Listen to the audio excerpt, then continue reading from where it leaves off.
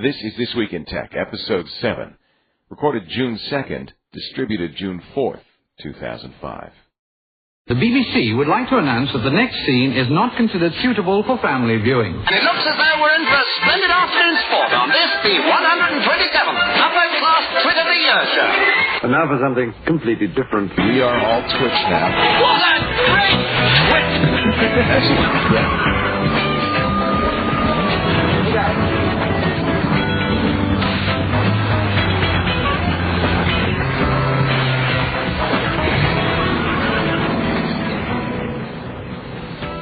So everybody's recording?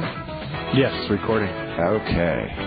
And here's Slam Dance Industry. I'm calling him again. I don't know. Oh, it just popped up saying he signed on, so. Oh, good. Yeah, well, I see him. He's not answering. I talked to Pat a little while ago. He was playing with connectors on his mic or something. Yeah, he's still soldering. Oh, no, he has the connectors. Oh, I just got that 45-inch Sharp Aqua synth. What a lovely display. Nice. 1080p. Oh, it's 1080p? Yeah. 45 inches? How much? Yeah. $8,000. Well, that's not bad. No, I mean, it's state of the art for what Sharp's doing right now, and there aren't many displays you can buy right now. I don't think there is one larger that is actually out on the market yet. We're going to call Robert Heron P-Tip because he's the 1080p guy, or 1080 P-Tip. Hey, the cool new trend is with smaller flat panels, the 37-inch. Everyone's shooting at 37 inches with 1080p now, and they're all for around $2,000 or less. So when it's 1080p, that means that the native resolution of the screen from top to bottom is at least 1080 pixels. Right. Are they typically more than that, or? It's usually 1920 by 1080 for fixed pixel formats. Can plasma? Are they doing any plasmas with that resolution? Sure, but it's up in the 70+ inch range, which is $50,000 on up. Okay. So if you want 1080p, and you're going to start seeing more and more 1080p high def, LCD is the way to go. I really hope that's going. I mean, Windows Media, give them credit for their high definition effort at least, but at least they include 1080p in all their published formats, or as far as what you can buy in the store. Like the Terminator 2 disc, and I'm also watching, what is it called? Coral Reef Adventure. The Coral Reef Adventure. It's been a while, right? Yeah, but it is just gorgeous. It's just Coral Reef, right? Yeah, that's true. It's lots underwater. Is Schwarzenegger in that? Liam Neeson narrating it. See, remember when HD first came out and you'd go to the trade shows and all these Japanese companies would be there with aquariums. It's like, come on, we want something. I mean, you don't buy an HD TV to watch fish. No. I don't think. PC Graphics, too, initially pushed it on. Just because you already had high def in a PC, and if you could just come up with the right format graphic, it would look pretty sharp. The problem I'm running into actually with that Sharp 46-inch right now, or 45 inch, is that even though it's 1080p, I don't believe DVI or any digital format currently supports 1080p, as far as I can tell. Oh, you mean you can't put it out of anything that you've got? Well, I can do it through component, but not digitally right now, which is something like the native PC resolution's 12 by 10. Why would that be? I mean, digital doesn't specify what the resolution is. I think it's a bandwidth issue, to be perfectly honest with you, with the current spec, especially with DVI. I'm less certain with HDMI, and that's something I'm looking into right now. You know, if it's DVI, it's going to be HDMI, because it's the same thing. It's just a different electrical connector, right? It should. No, I mean, it is totally backward compatible, but I was a little bummed that I couldn't just simply turn my PC on with a DVI connection to 1080p. Oh, that's interesting. That's a real limitation. But I'm willing to bet I can do it with component. I'm about to find out anyway. Patrick just sent me a note saying he blew his power supply. Dope. So he's switching to another system. Patrick's having some problems I'm having lately. Hey, I have to tell you something. I feel I feel a little guilty here. I actually bought a PC laptop, and worse than that, it's a tablet PC. Oh, no. Oh, I know. I feel like I've gone over to the other side. Hey, man. Hey, there he is. You use it? Okay. I went on hold with everyone. Really stupid and blew up a power supply. Now, Patrick, is your recorder on right now? What's that? Don't say anything unless your recorder's on. I can't. Oh. I realized that I can't find the adapter for the microphone. Patrick's the only one who got a microphone that actually came with a connector. with a 1/4-inch connector. And you can't. Oh, I see. You don't have a headphone adapter. I have a good 4 or 5 of them, but right now I started packing up my house. Patrick, I don't care. Just to move. Still plug in the recorder and record yourself on the. Okay. Because at least we'll get a high quality recording that way. Okay. I said no. Actually, oh yeah, it is in there. Yeah, and then turn it to MP3 64 kilobit. Already did that. Yeah, so that way you'll get enough on there. I spent the 45 minutes working through the manual to get that set up. So, ladies and gentlemen, this is like the part in Wizard of Oz where it goes from black and white to color. Patrick Norton's about to go from Skype to high-quality audio. Good afternoon, ladies and gentlemen. That's better. Okay. Hey. So, hey, guys. Yeah. So, I got a hot tip for everybody. Seriously hot tip. If you're going to stop the fan on your big, expensive computer so that the whine from the really loud power supply you haven't replaced, even though you have a brand new power supply sitting in the room with you that you haven't installed yet, when you're using that little removable steel tab, that the card slot cover, don't stick it in too far or there'll be a loud pop and the power will stop. So you're using the card slot to physically stop the fan? Well, now I'm not because the power supply's dead. Dude, you're shooting for a Darwin Award. Oh, you just catch up on that part of my life. Part of the fun of working with Patrick is the risk involved. Well, hey, somebody gave me a revision 0.1 motherboard that was in a brand new box, and I went and installed it, and I'm having more issues than I care to describe right now. And then I realized it is a revision 0.1, so they probably got it free before it ever came out. I'm ready to throw it out the window. Have you guys heard about the bad caps problem? Oh, where they were having problems with capacitors blowing up?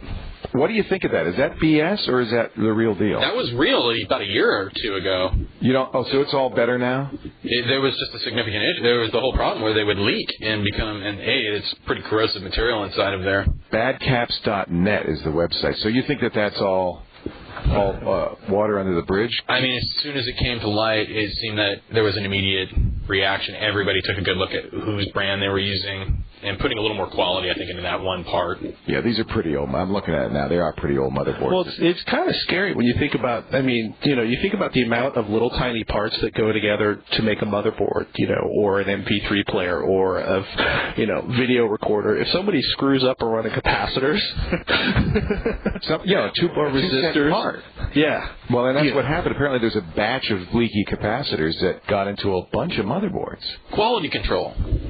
Yeah. Well, and especially when your margins are razor thin and you're trying to crank this stuff out. It's true. And they don't want to recall the parts and replace them like they should. Well, that's true too. Well, they learned that from Detroit. Yeah, I saw Fight Club. Yeah. I know how the automobile industry works. Take the cost of a recall. Actually, lawsuits. Patrick, you're going to be mad at me. I bought a tablet PC. I'm not mad at you. I'm laughing at you. I have a question. Here's the worst part. Well, at least you're away from Tiger now. I kind of like it. You're using it to browse in the bathroom? Do you take it in the bathroom with you in the morning? Yeah, I think there needs to be a 12-step program for me for tablet PCs. I can't stop using. Are you drawing on the screen all the time? Or what? Well, you know what I bought it for is for the TV show. Because, I wish we'd had these when we were doing the screensavers. Because you can bring up a web page and hold it up to the camera and point and gesticulate and do all the stuff they tried to make us do with that with a football. Yeah. So, basically, and also it's flat, so it doesn't, it's not like this big honking thing sitting in front of you. You're just holding a tablet. And so I think particularly for Amber's Web Workshop, it's going to be really great because she shows sites. She can highlight, circle. I put Visio on it so she can use Visio to quickly do mock-ups and stuff. I think it's going to be a good way to do that kind of stuff anyway. Well, sure. You're a vertical industry, Leo, much like hospitals and insurance adjusters. I kind of like it. The ink is kind of neat. You write your stuff, and I'm using OneNote, and the Franklin Planner folks have a day planner program, and it holds the ink. And then if you want to turn it into text, it does a fairly good. It's a lot better than the Newton. What's the battery life on it? I got an HP, the 4200, I think TC 4200, and it's a Pentium M. And I'm getting about 3 hours. Not huge, but it's a tiny battery. You're going to have to get a supplementary battery. But it's a little, It's a small one. It's not a big one. It's 1024 by 768, 12-inch screen. And you said it's definitely better than the Newton? It is better than the Newton. It's kind of cool. But now, Patrick, you have to explain to me, because you're the one who always said never, you like these little micro notebooks, sub-notebooks that don't have spindles. They don't have a CD. How do you install stuff on it? Use an external CD or do it over the network. The truth is it's getting, until you get into the really sub notebook, I don't even know what you call them, the ones that are running like the 3/4 screens where it's 1024 by 760 or 620, stuff like that. That's what I have. Yeah, it's getting really hard to actually find a 5-pound notebook that doesn't have an optical spindle in it anymore. I think it should, because I would like to be able to. I got this for the TV show, so it's not as critical, but I think if I were going to buy one all the time, I want one that has a DVD player and a CD burner. Right. So my IBM T40 has. I love that thing. Yeah, that's a great notebook. Just small enough, and it's tough. And the keyboard's awesome. T series is an amazing series from IBM. Down the little light they put at the top of the screen you can turn on and off, because I work in a dark lab with the... But I like the tablet, but it's not a tablet, right? It's just a regular laptop. No. Yeah. This is a convertible, so you get the kind of the best of both worlds as long as the hinge doesn't break, which I'm sure... Can you guys still handle 1024 by 768? I can't take it anymore. I cannot work on anything that's 1024 by 768. Yeah, I can. But I'm old. Small enough. I'm old. I have bad eyes. When you get too high a res for me, I can't. Everything's too tiny. Yeah, I have high res, but I haven't been able to find that many laptops that support up to like 16 by 12. The new, you might like the new.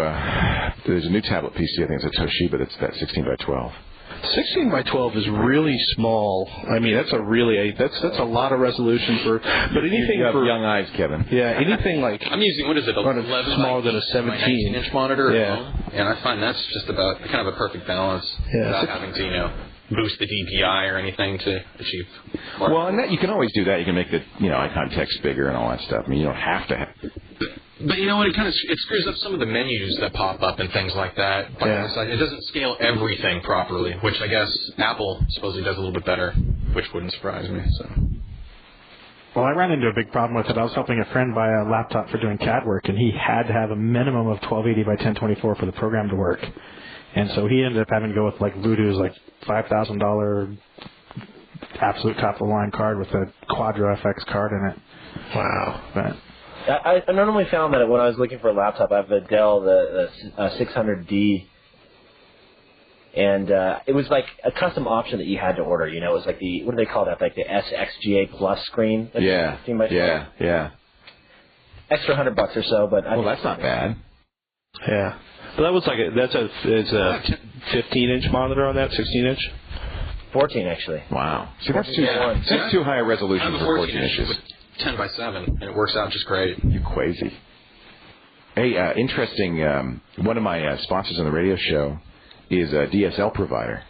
Just announced that they are now offering normal DSL, 1.5 megabit DSL, for $15 a month. I read that. And for how long? Well, SBC's done it, and so now everybody's dropping. Can you believe? And is that for 6 months, or is that indefinitely? These guys, I don't know what SBC's do. I think SBC's a few months, but these guys are guaranteeing for a year. $15. That's great. I really think we're going to start to see big-time price wars in the high-speed internet. It's about time. Yeah, because, the big companies are going to kill off the little ones. That happened before, though. Remember, there were all these little ISPs, and now there aren't. Whatever happened to Vario? Remember Vario bought everybody? Are they still around? Yeah, they're still around. Are they still an ISP? You don't hear about them. I don't think so. They bought everybody.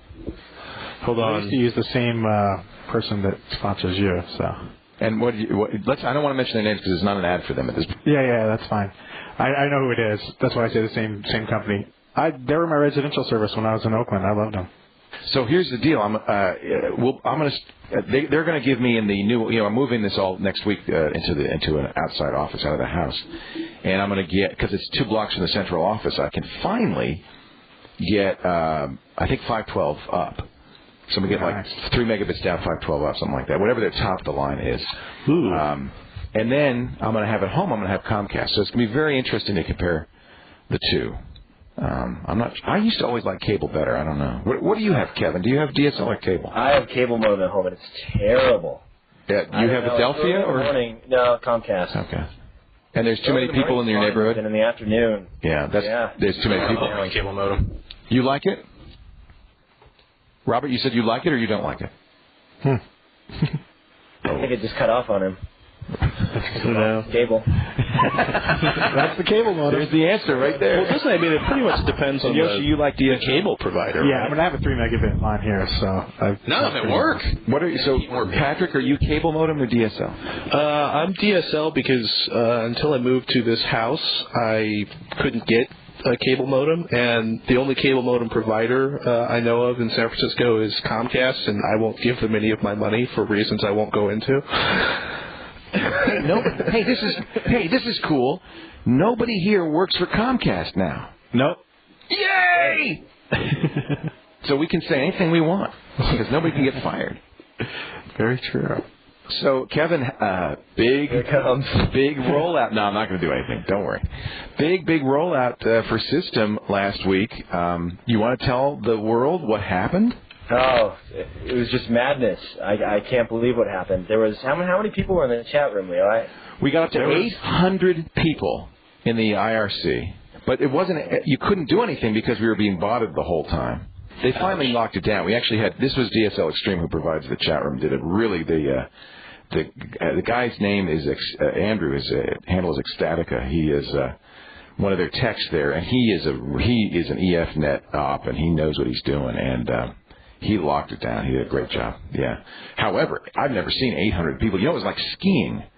This thing's going, the text going by so fast, you feel like it's like blurring by. You feel like you're downhill skiing through text. It was amazing. And it was, people were, I know you were having a party, right, with a camera. Right. Yeah. And, so basically we had a little get-together. There was probably about, I don't know, Yosh, what was it, like 15 to 20 people, something like that? Yeah, about that. I mean, when we were there was over 800 people on the IRC, and we were like, whoa!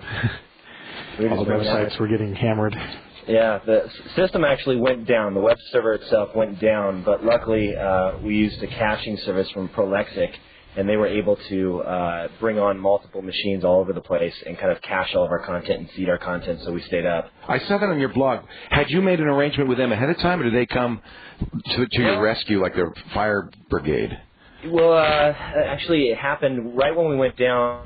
Ron, who's kind of our tech guy that handles the server side of stuff, made a call to our CEO, Jay, who is friends with the owner of Prolexic, and they were able to accommodate us. They were really stoked. It was crazy because the guys, I guess, that set it up from Prolexic were like, we're hosting System? That's awesome. They were really stoked about it because they had heard about it themselves. So it was really cool. They really helped us out. And so they're like an Akamai kind of. They do the caching. Well, their main business, I guess, from what I understand, is anti-denial of service. If you're a Microsoft or a Yahoo and someone's DDoSing you, they will basically spread the hit out and also use ways to filter out the bad packets. So the key at this point with DDoS, because of raw sockets, you can't really filter by IP address. Even if you say it's a massively distributed denial of service attack where you have thousands of machines. Even then, it's only going to be thousands of IP addresses. You can eventually lock it down by blocking those addresses. But if they use raw sockets, every request, every SYN is a different IP address. You can't block it. You can't lock it down. So the only way to solve that is to throw bandwidth at it. Right. And which they have like somewhere around 1,000 servers worldwide. That's what you need. Spread it out. And then you can throttle it. And then you can also throttle it by saying, no, if I get a SYN, so a SYN is a request. Okay, I want the page. You can't block SYNs universally, or your page is down. Right. So what they do is they say, okay, the SYN flood. You only get the packet once from that IP address. Then the guy switches to a new IP address, or maybe twice. So the key on these is to say, oh, all right, well, I'm going to wait and make sure it's a real SYN. So I'll wait till he resends, because every normal browser will wait a little while and resend.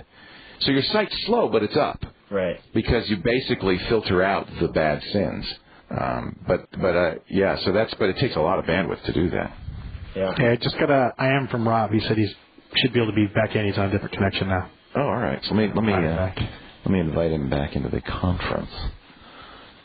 Of course, like I said, we've been hearing him on the recorder this whole time. He's on the TWiTcast. I'll have to. You don't have to. There we go. You don't have to. I hope you weren't talking, Robert, because now I have to edit you out of the high quality version. I hope you swore. Hey, Leo, I ditched the Ethernet and went to wireless, and it seems to be working better. So. Oh, interesting. Were you looking for information on Vario, Leo? Yeah. They got bought by Japan's ILEC NTT. Oh, NTT Docomo. Yeah, I don't know if it's NTT Docomo. Nippon Telephone and Telegraph. Yeah. So NTT Communications Global IP Network. By them, you're swallowed. Well, it's pretty scary. Vario said they bought more than 54 local, regional, national, and international providers. Yeah, they were, I think, angling to be the big guy. And then, of course, to quote episode, what is it, episode 2 or episode 1? There's always a bigger fish. Except if you're NTT Docomo, then there isn't a bigger fish. Yeah, they have a 125,000-mile network of backbones, it says. Wow. It's kind of insane. You look at the global IP network, and I'm counting, lines across the Pacific. Let's see, 1, 2, 3, 4, 5, 6, 7, 8, 9, 10, 11, 12, 18, I think. 15, something like that. So we were talking about system being just huge. Do you know how many downloads you got, Kevin? I mean, it's hard to count. We have the tracker through BitTorrent, and according to BitTorrent, it's a little over 60,000. That's great. Nice. And then we have all of the obviously all the mirrors that were set up and posted. So. And how big is the file? It ranges depending on you want low or high quality, but in between 50 to 150 megabytes. So 60,000 times, let's say 100 megabytes is 6 terabytes. Is that right? That's a lot of data. Holy moly. Jiminy Christmas. Good golly. That's crazy. Holy megabytes, Batman. Have you anybody seen the new Batman, Batman Begins or whatever it is? Have anybody seen that? It comes out the middle of the month. Everybody's getting excited. They say it's good. That 10-minute preview they showed at the end of Smallville, the season finale, was awesome looking. I cannot wait. That excites me far more than Star Wars did. Yeah. Well, we've had some bad Batmans, though. Oh, definitely. But this is the origin of Batman, starting from when his parents die on up through his training to become Batman, and it really was cool. But maybe they only showed the best 10 minutes. So. Oh God, I really want to see it. I have actually seen the models for the cars that they used in the movies. Yeah, that stuff's pretty wild. And I didn't know Batman was a ninja. Where do you think? He had to learn that somewhere. That's true. But I didn't realize he did ninja training. The Cape Crusader he is. So. Hey, just remember, nunchucks don't kill people. Ninjas do. I've stolen. I should give credit to that. That is a company. I met this guy in Rockville, Maryland. He has a company. This is a T-shirt that he was wearing. It's called. It's Naked. Oh shoot! Now I feel bad because I owe him a plug. I just stole his best line. Naked. I'll put a link in the show notes. Naked. I just lost his business card. Where is it? So, okay, I'm sorry to keep coming back to the system, but I feel like I really want to hear the whole story. So, were you DDoSed? No, it was just the downloads and the sheer number of people that were trying to access the site at once. The funny thing about it, though, is that the main problem that we had with the server hitting its peak load was not the sheer number of users, but it was just the fact that people were signing up for the newsletter. Yeah. And it was sending out, so many people were signing up for the newsletter, it was sending out the newsletter confirmations, and it actually brought our server. We had a pretty crappy server at the time, but now we're much better. And KevinRose.com is down right now. You went back to TypePad? Right, I went back to TypePad. And are you happy? Yeah, I'm extremely happy. I actually chatted with one of the guys there. I think he's there, the CTO, or I can't remember his exact title there. But I told him some of the problems I was having as far as the site going down because of too much traffic.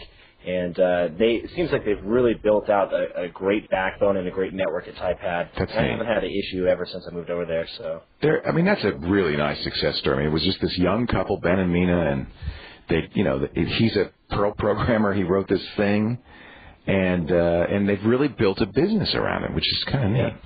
Something I'll never be able to do because I don't have a head for that stuff. But it looks like you're doing it, Kevin. Yeah, we're trying to. I mean, we've put together a really good team, and we're excited about cranking out as many episodes as we possibly can. How was your last day at G4? Was it sad? It was a little bit. I mean, I've become friends with a lot of the people there. The guys on Attack of the Show is just a great group of people.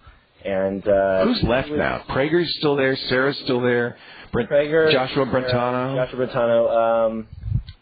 Brendan Moran, but he never really worked with us. Ryan Vance came back. That was wild. He was a guy who really put X-Play on the map. Right. And he left, and then he came back. And I think he's like a vice president now or something. Yeah, he's pretty high up now. So let me tell you about this blackmail story, because I think this is kind of whack.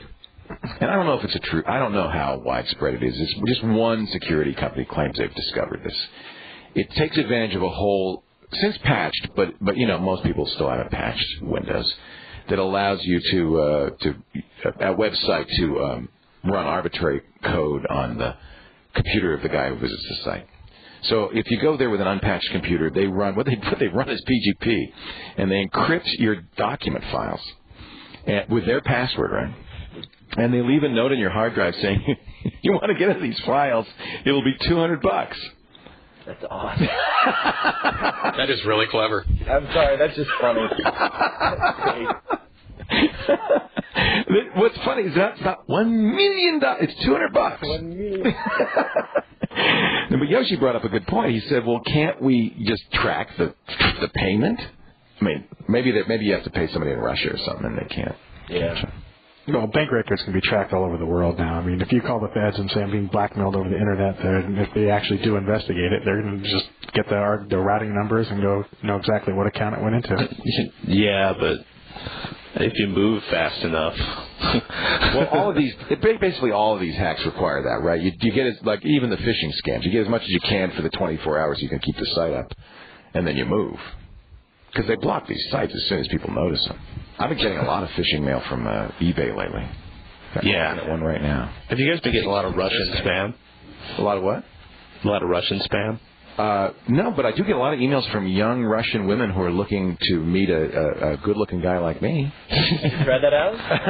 No. See, I get email that say I need to take the hair, restoration drugs, and then I'll meet the young Russian women. Then they'll send me the young Russian women spam. Yeah, that's exactly it. First, you got to take the Viagra and the Rogaine. That's the key. Did you hear about that Viagra's blinding people? Yeah. Do you think that's true? I don't know. You'll go blind if you do that. Oh, it's true. Your mom was right. Especially for all the people that are taking it recreationally. It's like,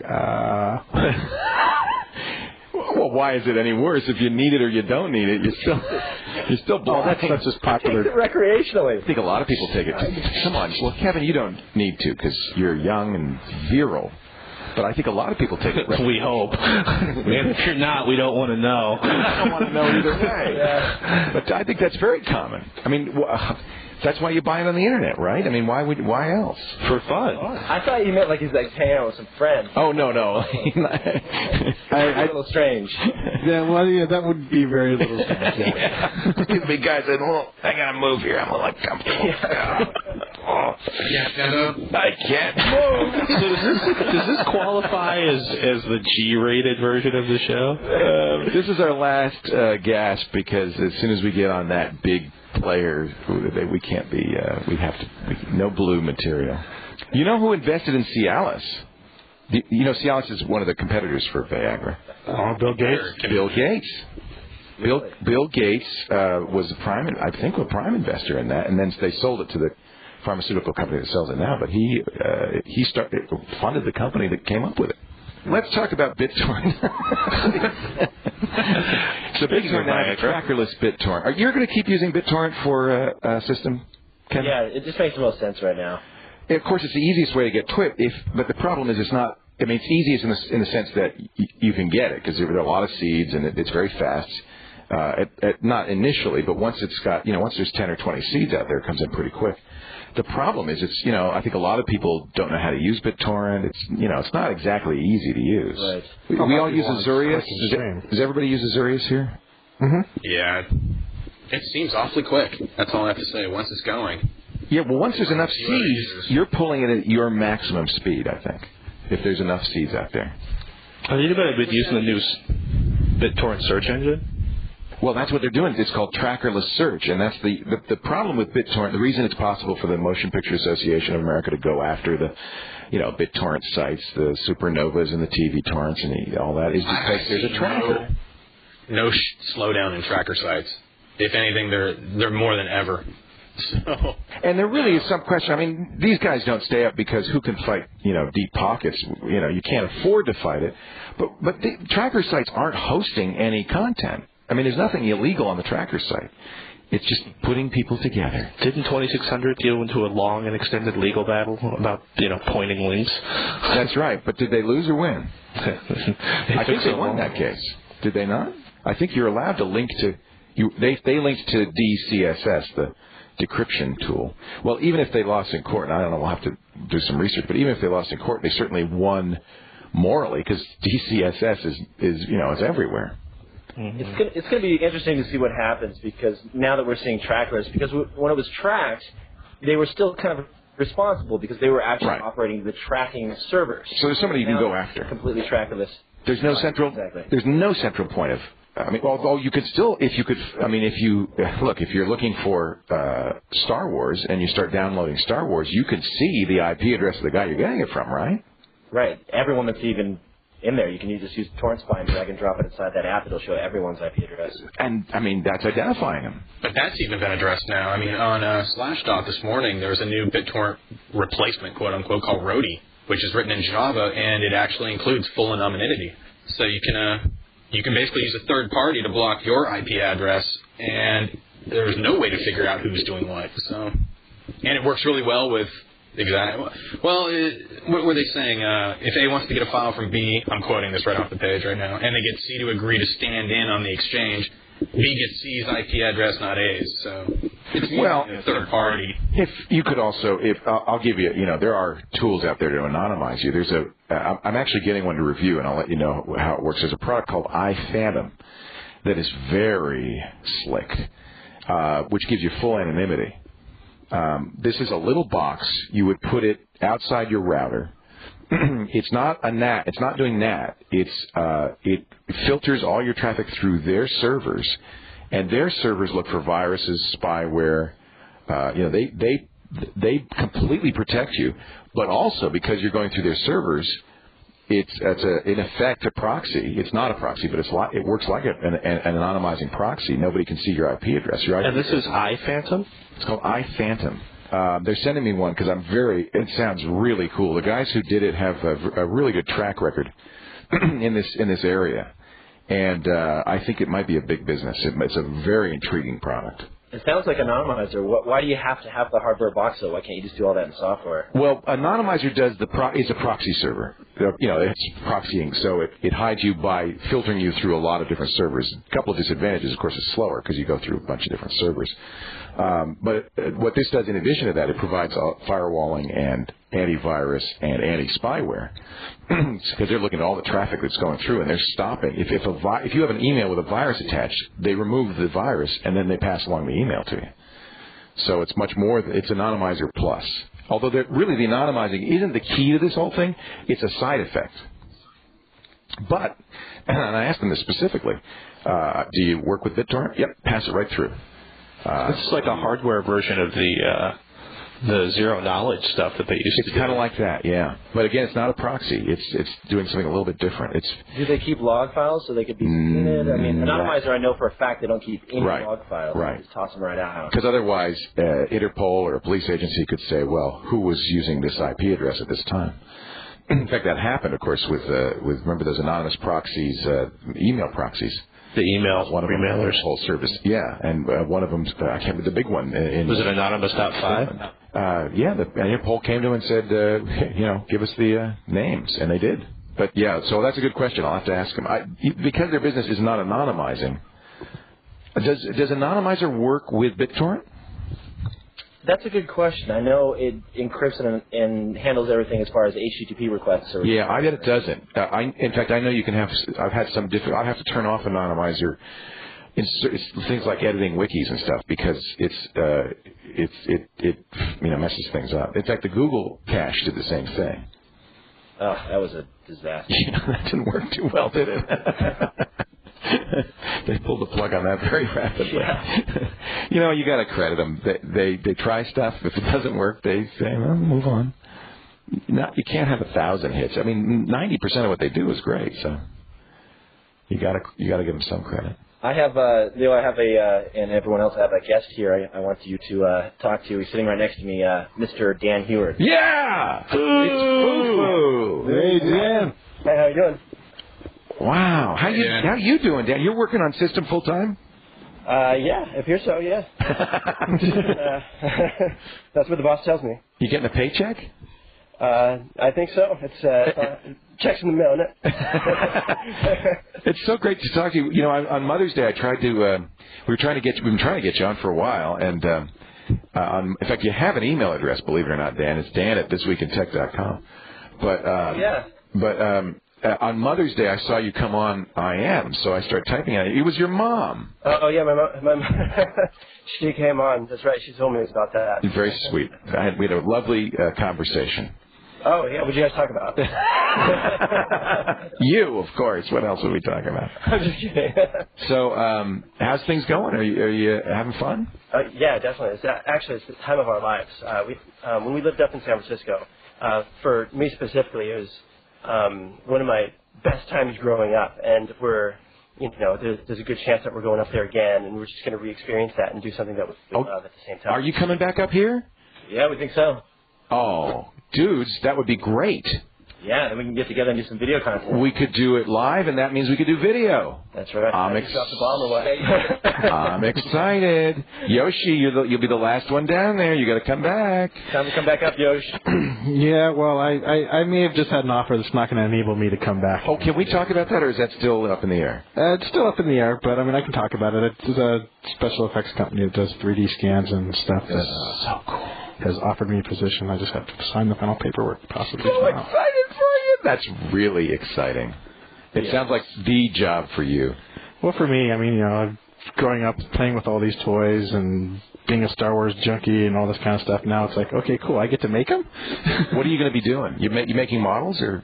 Well, they do like the 3D scans for all the movies, like Star Wars, Lord of the Rings, all those they've done. And when they sometimes for movies for visual effects, but also for the toys and the models and the maquettes and that kind of thing. And I will be running all of their technology, all their computers, all their scanners, all their rapid prototyping machines. Dude, we want TWiT action figures. I'm not kidding, dude. I'm not either. That sounds awesome. What do you think, guys? Because, I'm going to have to learn how to use all this stuff. So That's right. I want an action figure. Think Geek has said that they will sell merchandise. I know we have this Jinx Hackware also, Kevin. I'm not stepping on Jinx. But, we've had a relationship with Think Geek for ages and ages, too. And they want to do some merchandising. And Jinx just does T-shirts, right? What's that? Jinx Hackware just does T-shirts, right? Yeah, they just do T-shirts. So we'll give Jinx the T-shirt concession, but I want action figures, and we'll get Think Geek to sell those, okay? Sounds good. Yoshi, you can have a lightsaber on your action figure. I wanted a samurai sword. Okay. I want Kung Fu Grip. Okay, Fufu's Kung Fu. Try to say that 3 times. Fufu's Kung Fu Grip. We'll call it the Kung Fu Grip. James! Dan doesn't like Fufu. You can't call him that. It's too late, dude. You are Fufu. You are the Foo. Just accept that one. And there's so many worse nicknames you could have. It's true. Like the Dark Tipper or something like that. Poor guy. No, never again will you be called. That's too bad because I was thinking for the action figure, Kevin, a big D on your chest. I'm good, thanks. Yeah. I'll be the blind guy with no hair. No way. You have the badger-like pelt of luxurious hair. Exactly. And Pat will have to have his sledgehammer. Yeah. Hey, this is exciting. And a car. You got to have a car, Patrick. You got to have a Camaro or something. Oh, no Camaros. How about an old boss?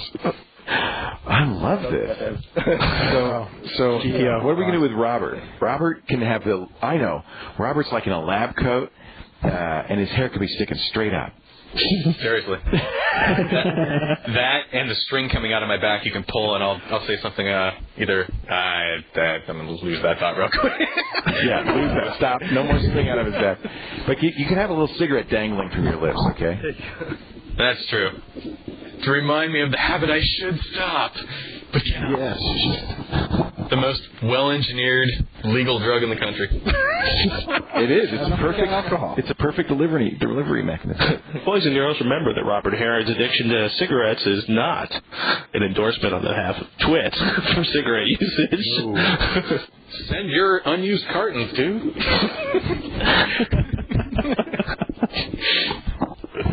For the health insurance. It's so hard to smoke in California now because you just can't. You have to not only go outside the building, you now have to walk like 100 feet away.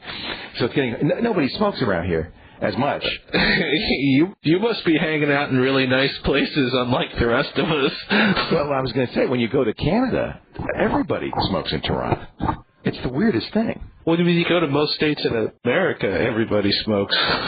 It was strangest for me, I think, in New York and Chicago, watching those. We had it, I think it affected us out here in California first. Where the restaurants, you couldn't smoke in a restaurant, that was a big deal for a bar, when you couldn't smoke in a bar. The minute I saw that kick in New York and in particular Chicago, it was amazing. Did you see the writing on the wall? I never thought it would happen. Vegas will be the holdout, though. Yeah, that's right. You can smoke anywhere in Vegas. Smoke or drink anywhere in that town. So big announcement from Microsoft. Big Longhorn. Are you ready? The big Longhorn announcement, right? They took out the file system. They've taken out anything good that was, but they do have a new feature you're gonna love in Longhorn. No more My. It's no more My Music, My Pictures, My Folders, My Network. None of that. It's now computer. It's just going to be documents, music, pictures. Wow. No more My. Amazing. Wow. Yeah. Right there. And for sure, that's awesome. And how many years is this going to push back development? Well, that's the problem. Yeah, sorry. Yeah, by the way, just picked up 6 months of development. 2007. Yeah, sorry. But no My. It's going to be worth it. You want to upgrade. If it wasn't for gaming, I would just dump the Windows platform and move everything over to Linux. Buy an Xbox, buy a PlayStation 3. They're going to be better games. PC gaming stays ahead of that curve better than you can't beat it. Yes. I love console gaming. What's your favorite game right now, Robert? What are you playing? For my PC, actually, I've been getting back to some real-time strategy stuff like Roller Coaster Tycoon. Come on. Yeah, that's hardcore PC gaming. No, but I also fired If it weren't for Roller Coaster Tycoon, I'd be using Linux right now. No, those are some. Once you build up a sizable amusement park, that actually becomes a pretty challenging game. Do you like Zoo Tycoon? I'm glad you couldn't say that with a straight face, Robert. But what was the other one? Empire Earth 2 was another one somebody just gave me. No, I'll be honest. I still am playing Rise of Nations, and I like that stuff. That's a great game too. And I actually loaded up Far Cry again. I'm going back through that. That's one of those games. It was a beautiful game, but it took a few hours to finish. Oh, definitely. I've been trying to do it on realistic, which is the hardest setting. It's darn hard. That's all I have to say. It's a challenge. But that game, I still say that game has the best AI of all first-person shooters within the last in all of history. I haven't seen a first-person shooter with a better AI system than Far Cry. You play games, Howard? Howard? Foo. That and my Counter-Strike addiction. Oh, you still play Counter-Strike? Oh, Counter-Strike Source is just fun. They've been adding a lot of new maps too lately, which mix it up a little bit. They've been revisiting a lot of classic maps from the original Counter-Strike and redoing them with the new engine to pretty them up. It's a good team game. It's exciting. Co-op team games are my favorite, bar none. It's kind of an underground business, but there's a lot of them, and they're big in San Francisco. All the kids go in after school's out, and they all go into these internet gaming parlors, and they're all playing Counter-Strike against each other. I don't know. There's a lot of them, at least 3 of them that were within a couple miles of my neighborhood have all shut down. Well, maybe they're coming out to the suburbs now because there's a bunch. In fact, I was driving behind a big old pickup truck that said, "You frag 'em" on his license plate. Just follow him to the gaming center. We didn't really get to talk about this last week, so let's talk about it this week. Pentium D, the dual-core Pentium, going to the desktop. Intel says it's going to sell 1 million of them by the end of the year. It's the end of the line for single-core processors. Yeah, then there's almost a performance improvement if you use a couple of obscure benchmarks. It's expensive, yet difficult. I don't know. It's the benchmarks I've seen so far, and Robert, you probably have been following this closer than I have, but I'm not seeing much that doesn't make me want to go for a much less expensive, Athlon 64 compared to the Pentium-D. Yeah, I was going to say, Intel who? Is Intel in trouble? Is this it? I mean, for desktop CPUs, it's losing favor with the hardcore group, definitely. Yeah. With AMD's X2 coming up, that is the most powerful processor that you can buy for everything. Is that a dual-core 64? What is that?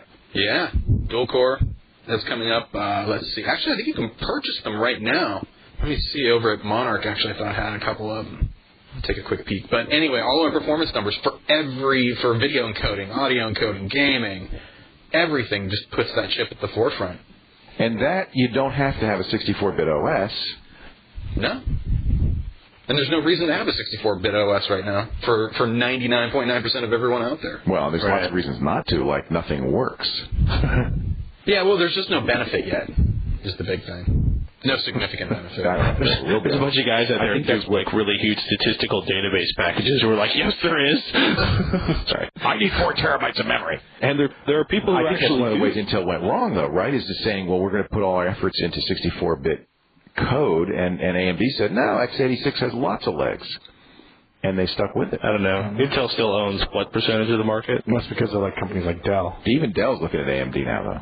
Would that be... Intel still has their integrated graphics, too. Would that be the bellwether if Dell suddenly says, yeah, we're going to do AMD? Well, I think people still, the vast buying majority, and certainly IT community, like the IT community in general, are all about Intel. Yeah, well, about a Pentium M. I mean, this pad is a Pentium M. I mean, that's the best laptop chip still, yes? Oh, absolutely. The Pentium, I mean, unless AMD's, I love the... We don't know about the Turion yet. We haven't seen benchmarks yet. Yeah, I love the Veritech notebook I have, except for the fact that it doesn't have a Pentium M in it. And the new ones, they actually switched them from the AMD Athlon XPs over to Celeron M's or Celeron. Veritech, a second-tier company, but they're making good products for very low prices. Well, some complaints about quality control, maybe they don't last as long as the other guys. Is that? Well, this is the first notebook I've ever had to ship back inside the first 6 or 7 months for repairs. The power supply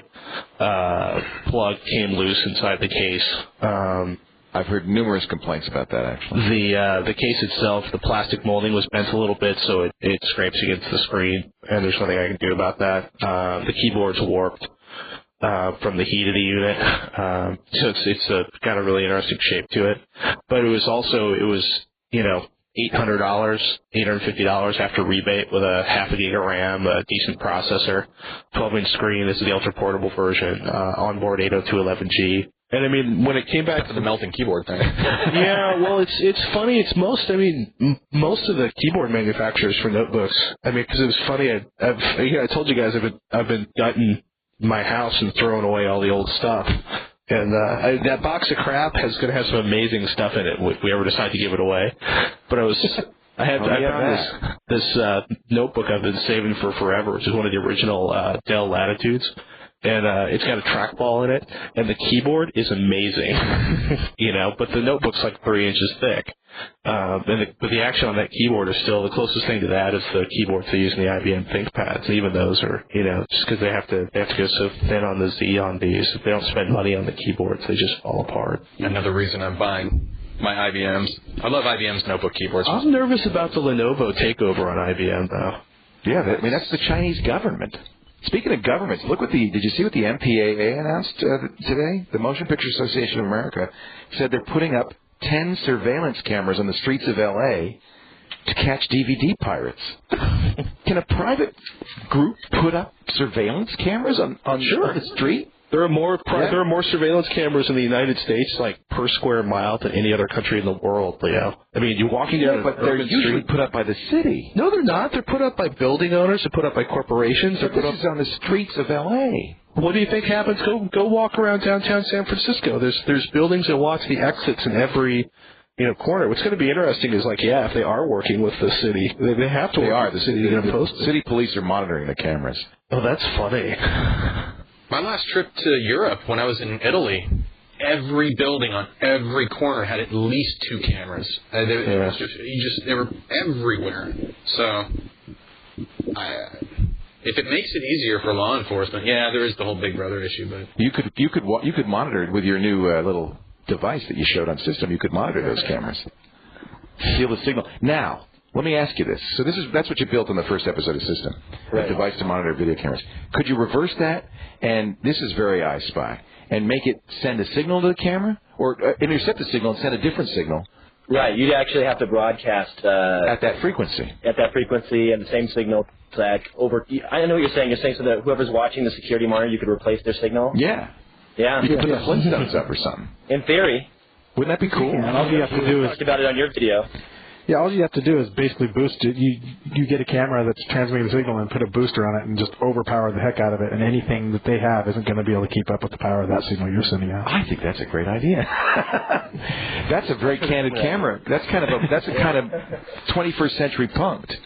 You watch the guard go crazy because all of a sudden, something else is on there. Well, what is that FCC rule? It says all electronic devices have to accept some form of interference or any form of interference. So. Well, and they're on unregulated. I mean, that's what you're talking about. And out of the From the Shadows box 3 is that this is unregulated frequency, right? So that you can do anything you want. Well, pretty much. I mean, according to FCC, though, you can't increase it's like when we were trying to modify some antennas on air and, back at G4 and they wouldn't let us. You can't increase the broadcast power beyond a certain amount, and it's actually illegal to do that. There's a maximum, and it's illegal. It's also illegal to use any non-certified antenna, which is why they all had different pigtail connectors. I think our biggest issue, though, for that TV broadcasting was the fact that, or it was a radio and television, but we were interrupting signals, potentially interrupting signals that were being used for commercial purposes. Oops. So it wasn't an unlicensed chunk of bandwidth. How long before someone hacks the MPAA cameras and maybe puts Star Wars Episode 3 on the camera? Oh, you know what? Amazing. Somebody's gonna somebody's just going to walk up and just smash the front of them in with a hammer, put their blanket down, and start selling their pirated videos. This is from the group that said that the VCR was to the American public as the Boston Stranglers to the woman Home Alone. And who's the real threat here? The Motion Picture Association of America, folks, not the VCR. Jeez.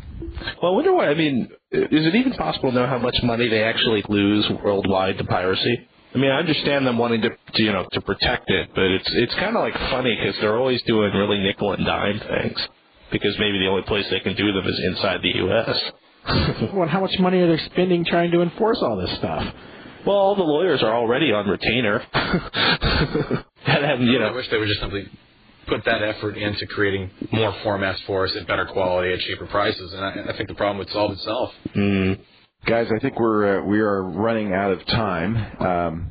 Any final thoughts from anybody? Any plugs anybody wants to get in? Did you guys talk about Star Wars? Did you guys all see it last week? I missed it. I was out. I saw it. A little busy. Yeah, I saw it. I was a little disappointed. I want to see it again. It was a lot better than the last two. Oh, definitely. Yeah. I just would have liked to have seen the emergence of the Dark Darth, the masked Darth Vader a lot sooner in the movie. Yeah, that's what we all want to see him. Mm-hmm. Forget Princess Amidala. Who cares about her? I think the love scenes with the princess... Biggest disappointments. Well, they just snuffed her character. It was kind of like what they did to Jar Jar in Episode 2. For people to this twisted housewife, and it just... Yeah, it's like a Henry James novel without the good writing or the plot and character development. Is it just me, or does it kind of freak you out that Luke and Leia are twins? I mean, is that kind of freaky? Why? That just creeps me out. I don't know. Because one has brown hair and one has yellow hair, and they don't look alike. They were this love interest in the beginning, and it's like, I don't know. Well, that's where Han steps in and goes, "Oh, sister, cool." Hey, yeah. You got a cute sister, man. You just got to treat a Jedi sister right, or he'll mess you up. And your mama's pretty cute too, even if she is a Yale graduate. La la la la la la la. I'm a Jedi. Well, yeah, right. I mean, I don't know. Well, that would happen. Are there female Jedi masters When it comes out. Are there female Jedis? Who? Were there? Weren't there? I thought there were in Episode 2. Yeah, there were some. In Episode 3, yeah. Either that or there were Jedis in drag. Well, they all wear skirts. It's kind of hard to tell. I never did Star Wars. So. Sorry, that was playing in San Francisco. All right. Thanks, Leo, for inviting me up. I just want to tell you for inviting me up to Canada. That was a lot of fun. Call for Help was great. Yeah, in fact, watch Call for Help because he'll be on it soon, I think. I can't remember when those shows air, but yeah. Showing us how he does system and the little war spying device that you made. That'll be fun. Yeah. And are you going to come back at some point? What's that, Leo? You going to come back? Yeah, definitely, if you'll have me back. Oh, anytime. In fact, standing offer to all of you. Anytime you're in the mood to Toronto, I can't pay your way. I'll buy you dinner. That's all I can do. But anytime you want to come to Toronto, you're welcome. Yeah. Hey, I apologize to all our listeners for being a little late on the TWiTcast, but Memorial Day, and I was down on Bourbon Street, and I didn't wake up until Tuesday. So, He's drinking. Actually, in all honesty, Bourbon Street is a little over the top. I mean, there are people just stumbling drunk all over it's like a frat party in New Orleans. Yeah, it's like that year round. Last time I checked, it's a frat party. I was kind of appalled. I mean, I'm no prude, but boy. Well, isn't that the city that's going to disappear into the ocean in 20 years? Is it? Well, they've been saying that since the Civil War. Yeah, well, I mean, they keep building bigger and bigger dikes around the perimeter of the city to keep the water out, but at some point it's just going to go away. Yeah, it's in the bayou. I had a great time. And I met a lot of people who listen to the TWiTcast, so things are going well with that, I think. Not quite 6 terabytes yet, but it's a smaller file. So 6 terabytes. Gotta love that band. Congratulations on your success, Kevin, with System. Congratulations on your new job, Yoshi. Congratulations on your new apartment or house. What is it, Patrick? Gonna be renting another house. That's exciting. Yes. We'll get you into the home buyer market pretty soon here. Hey, you know what? As soon as I win that lottery ticket. Robert Heron, congratulations on the new action figure. Pull my string. That's another TWiTcast for another week. We'll be back on a Sunday next week. We'll pack it with technology. This portion of the TWiT Broadcasting Network. We now return you to your regularly broadcast program.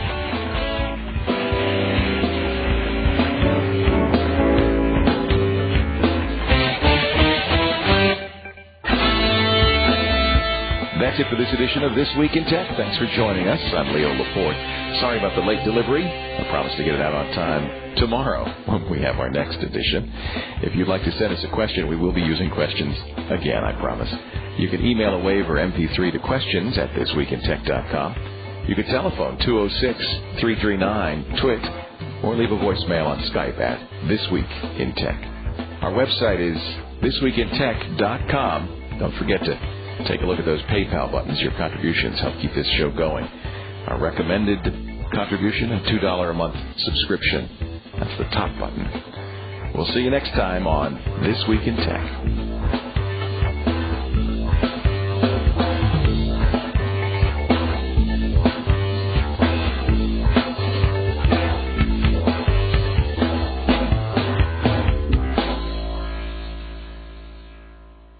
Ooh, I got a good topic for next week. Have you guys seen all the new airport security stuff popping up? I mean, a lot of it we already know about, but the one that's really getting everyone crazy is that millimeter wave radar that they can go through clothing but not skin. It bounces back off.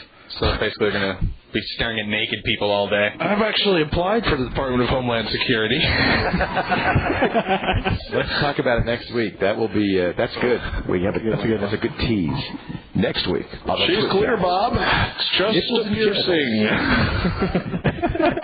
Wrap yourself in foil. Is that a prosthetic? He's wrapped in foil, boys. All real. Secondary search. Well, this has been delightful. You guys. All right. People scare me. This was good. We got a good one. I'll talk to you later. Guys, I'm out of here. Good easy, man. All right, later. Adios, amigos. Bye. Goodbye. Bye. Bye. I think you already. Hang up right now. I'm trying to find the quit button. 3, 2, 1, stop.